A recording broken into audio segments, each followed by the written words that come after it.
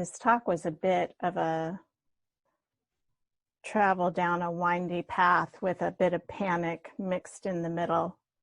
And I think it all was part of the learning. That's what I felt like at the end. Last month, we looked at what right view is, this, what I take right view to be, this idea of bearing witness. And this month, we're going to take a look at right action. And right action is part of this trilogy of the Eightfold Path, which is the aspect of sila, which is about right conduct. So within right conduct, there's right speech, there's right action, and right livelihood. And when I was meeting with Booker this month, I was talking about a lot of things, this feeling that's arising in me over these past many months of finding my voice and speaking up more truthfully than I have in the past, even when it's uncomfortable. And there's a certain freedom in that. And so when we were talking about, what the focus of this month was going to be, right action came to mind, that this speaking of using my voice is a form of right action.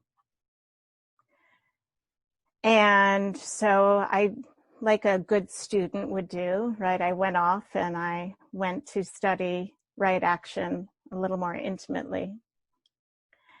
And as I was reading it, about it and what it is, and I'll talk a little bit about that, I had this moment of panic because as I was reading about it, I went back to right view. And in this trilogy of the Noble Eightfold Path, right view leads into right intention, and they together form the wisdom part of the Noble Eightfold Path.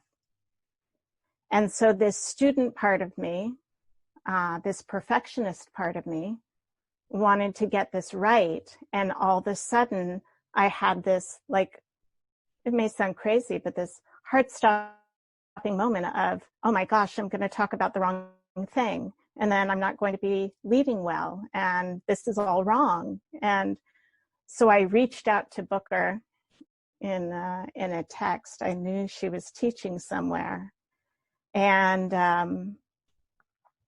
she reminded me of why I was going down this path of talking about right action. And yet I still didn't quite believe. I read her text in a very quick moment. You know, it's almost like I rushed through it and didn't want to see it. And I suffered for the rest of the day with these two wonderings in my head. What do I do? Do I talk about right action, or do I talk about right intention? A seemingly small problem, right? But there are so many lessons in this.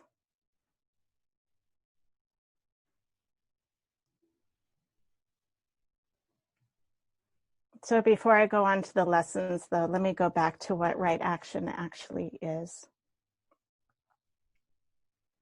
Right action is really connected in one way to the precepts, the 5 precepts, these intentions that we can take around not harming life, being responsible in our clinging to sensuality, being responsible with that.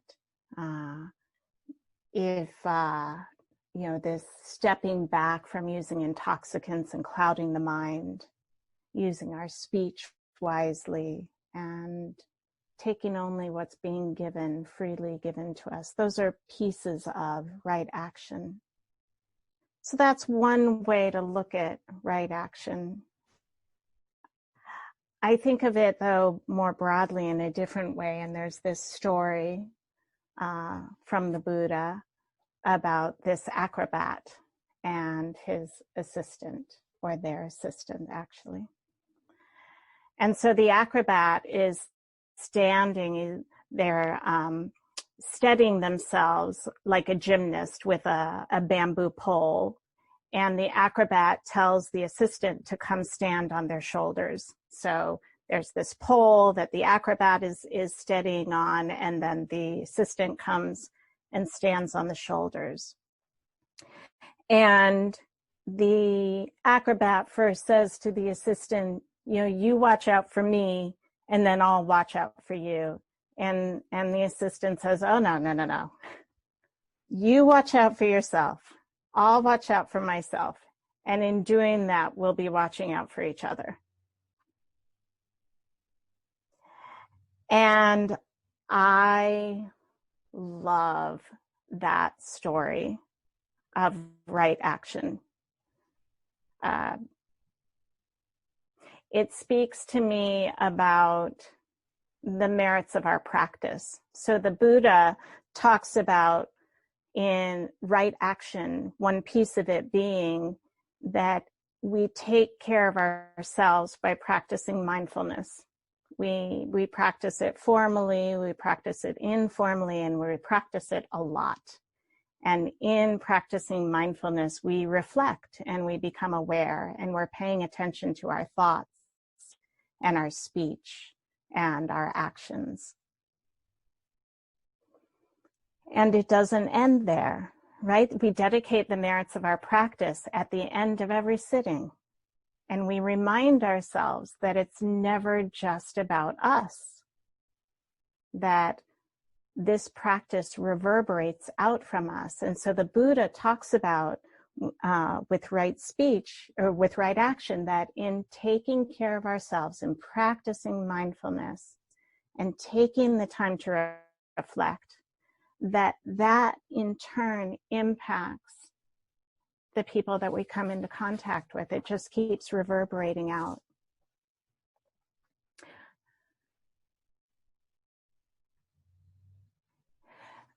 We could even consider us sitting together in community right action.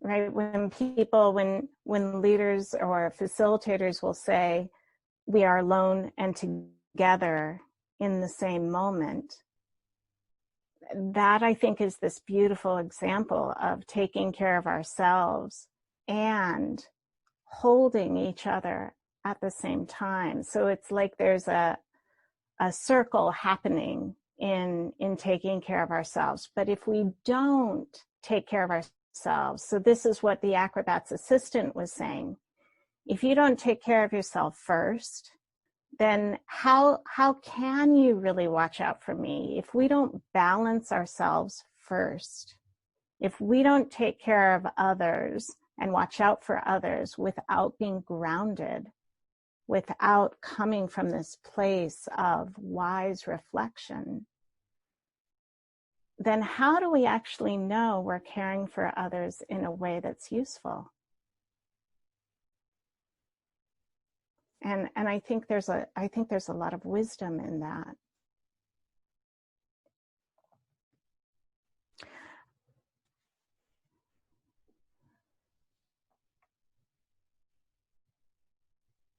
And I think it goes even further than that for me. There's this beautiful short essay by a physician. Her name is Naomi Riemann. And this essay that she wrote, she's written a lot of things, but this one essay that she wrote is 2 short pages, and I'll send it out to everybody on the Google, on our listserv. But I'll share this part of you, because I think about right action isn't simply doing something. Right intention is enveloped within it. So see, I can't get away from right intention, because in order to have right action, my intention needs to be wise. And I love how Naomi talks about this. She makes a distinction between helping, fixing, and serving others. And here's one of the things that she says. Serving is different from helping. Helping is based on inequality. It is not a relationship between equals. When you use your own strength to help those of lesser, you're helping those of lesser strength.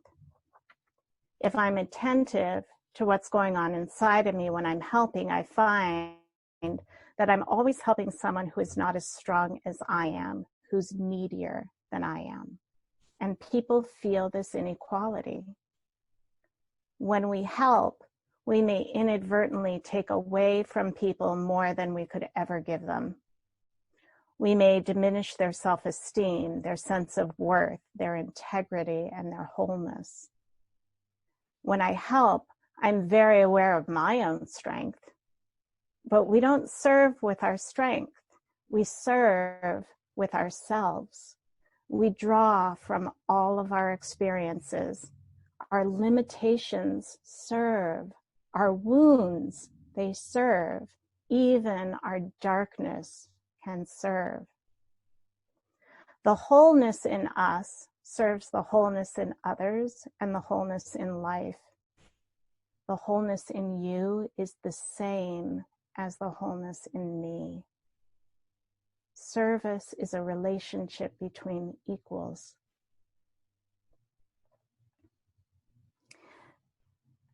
And I do think that that is the message of the Dharma in this sense. John Kabat-Zinn says, as long as you're breathing, there's more right with you than wrong with you. And Lee, long ago, told me when I first started giving Dharma talks to our Sangha, he said to me, lead from your weakness. And I've always remembered that. And one of my teachers, Megan Cowan, she says to me when I am lamenting to her around these feelings of loneliness or being on the outside or feeling other, she'll say to me, these feelings that are known by you, they are known so that you can help others who experience the same thing. So this idea that Naomi Riemann says, we serve from our woundedness, we serve from what we know. And yet, our own conditioning, I think, can blind us to how we're serving others.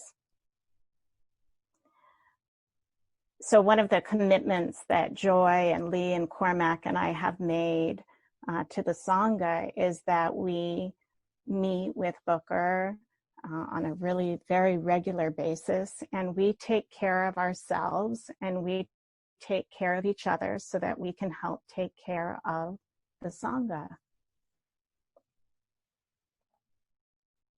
And so now I'll pick up the story that I started at the beginning of my talk.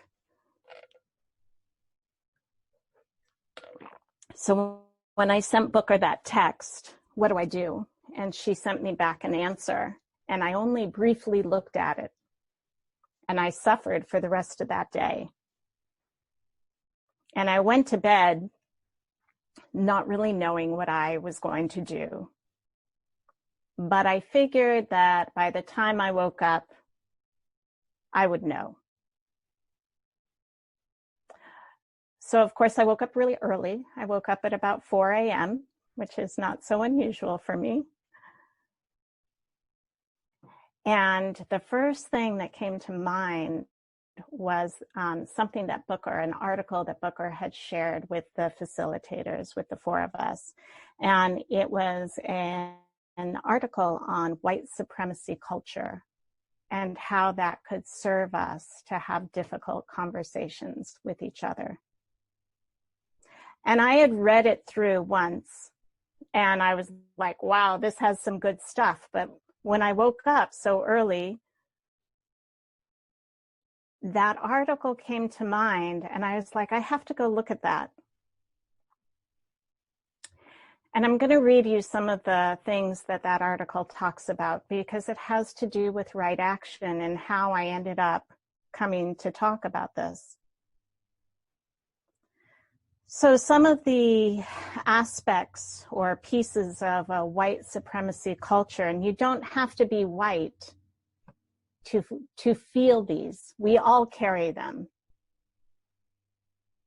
A sense of urgency. Something must change now. A sense of perfectionism. I need to get it right. Defensiveness over one's position. Quantity over quality, or viewing the product as what's most important, not the process.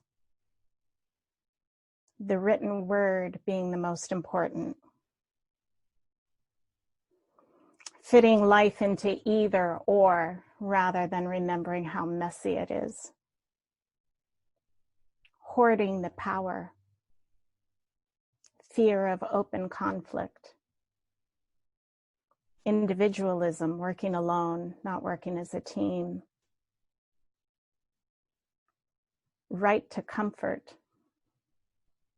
Progress is bigger. So some of these characteristics I see are so baked into my being, so handed down from my family and handed down to them from the larger culture, that I'm often blind to them. And then that blinds me to right action. And that started with the text to Booker and from Booker. And this is how subtle and how sneaky this stuff is. And that's why I'm talking about it. Like, this is such a personal thing, but I'm hoping that it is something that then we can all take away of how like slippery it is, like a snake.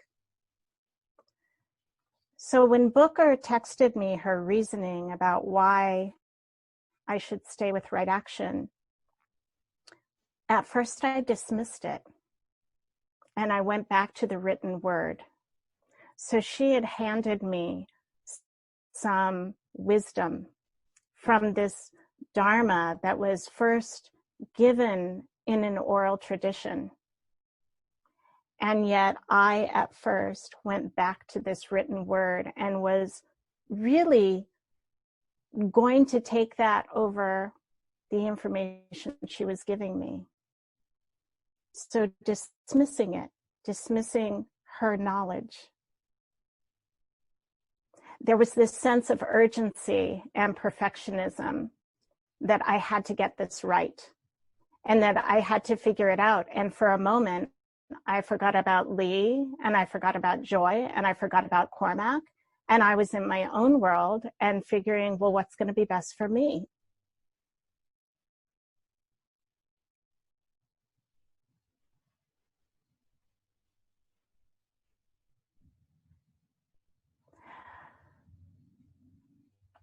And that's where I'm really, really glad for tolerating uncertainty.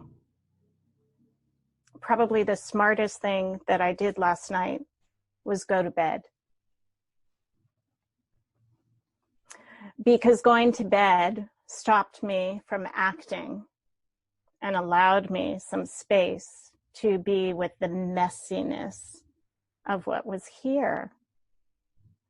And so when I woke up this morning and I went right to that article, I could see what had happened. I knew what had happened, that I had fallen into something and I needed to step out. And I went back to Booker's text, which truly was all of 2 sentences. And I must have read it and reread it probably somewhere between 5 and 10 times, because I knew there was wisdom in there. It was as if the blinders had come off and I could see. And I knew what I needed to do. I knew that I couldn't forget the other people that I helped facilitate this Sangha with, that it wasn't just about me.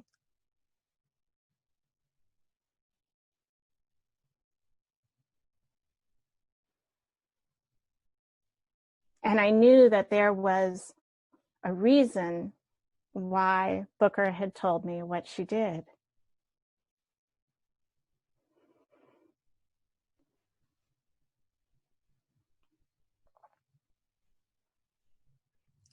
So in this article, it talks about the antidotes to the white supremacy culture. And I thought I'd just go through a couple pieces of that, because one of the things that the Buddha says around right action is that the more suffering there is, the more care that is needed. Right? That hence why I led us in that meditation today. Right? So the acrobat balances themselves, and in balancing themselves, they can then watch out for other people. They can watch out for that assistant who is on their shoulders. So the antidote for me and what happened, right, was trusting the messiness that I didn't have to act last night. Remembering that I'm not in this alone. Remembering to reflect on the impact of my actions. Remembering that it doesn't have to be the perfect talk. Remembering that I need to sit rather than react. Remembering that there's more than one way. It's not necessarily about right or wrong, that there's more than one way.